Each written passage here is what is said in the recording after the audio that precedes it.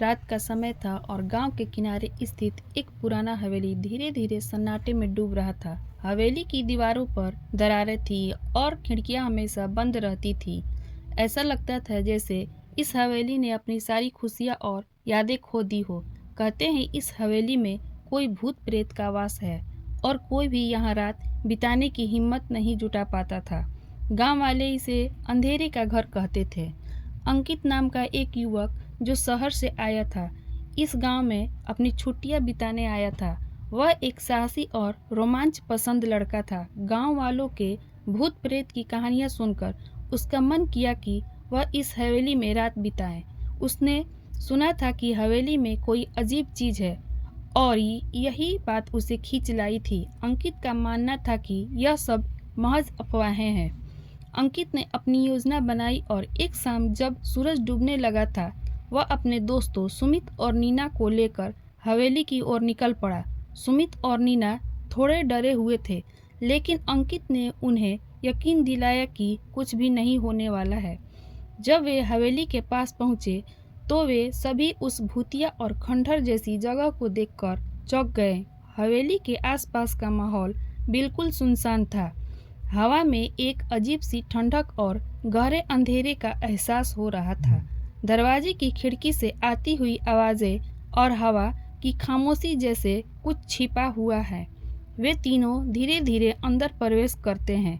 हवेली के अंदर का दृश्य और भी डरावना था। दीवारों पर जाले लटकते हुए थे, छत से पानी की बूंदें टपक रही थी और हर कमरे में अजीब सा सन्नाटा था। सुमित और नीना को डर लगने लगा, लेकिन अंकित बिल्कुल भी घबराया नहीं।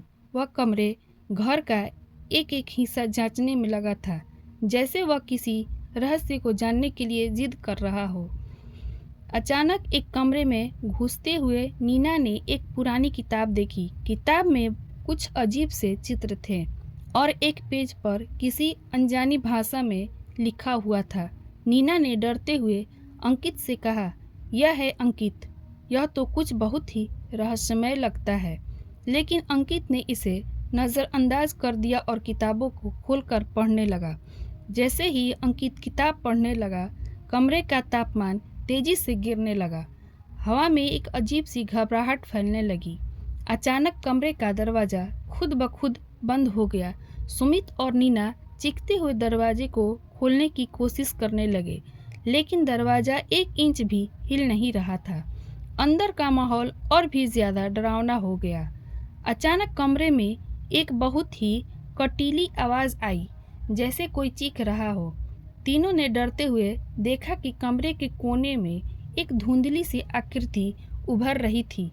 आकृति एक महिला की थी, जिसका चेहरा खौफनाक था और उसकी आंखें जैसे जल रही थी। उसकी हड्डियां बाहर निकली हुई थी और वह एक खौफनाक हंसी हंस रही थी। तुम यहाँ क्यों आए हो? उस आकृति ने घबराई हुई आवाज में कहा। तीनों बुरी तरह डर गए थे, लेकिन अंकित ने हिम्मत जुटाई और उसने पूछा, तुम कौन हो? क्या तुम हमें नुकसान पहुंचाना चाहती हो? वह आकृति धीरे धीरे करीब आई और बोली, मैं इस हवेली की पुरानी मालकिन हूँ। मैंने यहाँ कुछ ऐसा किया था जो मुझे अब तक सजा के रूप में भुगतना पड़ रहा है। यह हवेली अब मेरी आत्मा के कब्जे में है और जो भी यहाँ आता है उसे मैं अपनी सजा का हिस्सा मान देती हूँ। नीना ने पूछा, तुम्हें ऐसा क्या किया था? आकृति ने कहा, मैंने अपने पति को इस हवेली में धोखा दिया था और उसे मार डाला। उसके बाद मुझे इसका पछतावा हुआ, लेकिन तब तक बहुत देर हो चुकी थी। मेरी आत्मा को इस हवेली में बंधा हुआ है और मुझे हर उस व्यक्ति को डराने का आदेश दिया गया है जो यहाँ आता है। सुमित और नीना घबराए हुए थे, लेकिन अंकित ने उसे शांत करने की कोशिश की। वह जानता था कि अगर वह इस रहस्य का समाधान नहीं करता है तो वे कभी भी बाहर नहीं निकल पाएंगे। अंकित ने किताब को फिर से पढ़ना शुरू किया और पाया कि इस आत्मा की शांति तभी मिल सकती है जब वह अपने पापों का प्रायश्चित करे।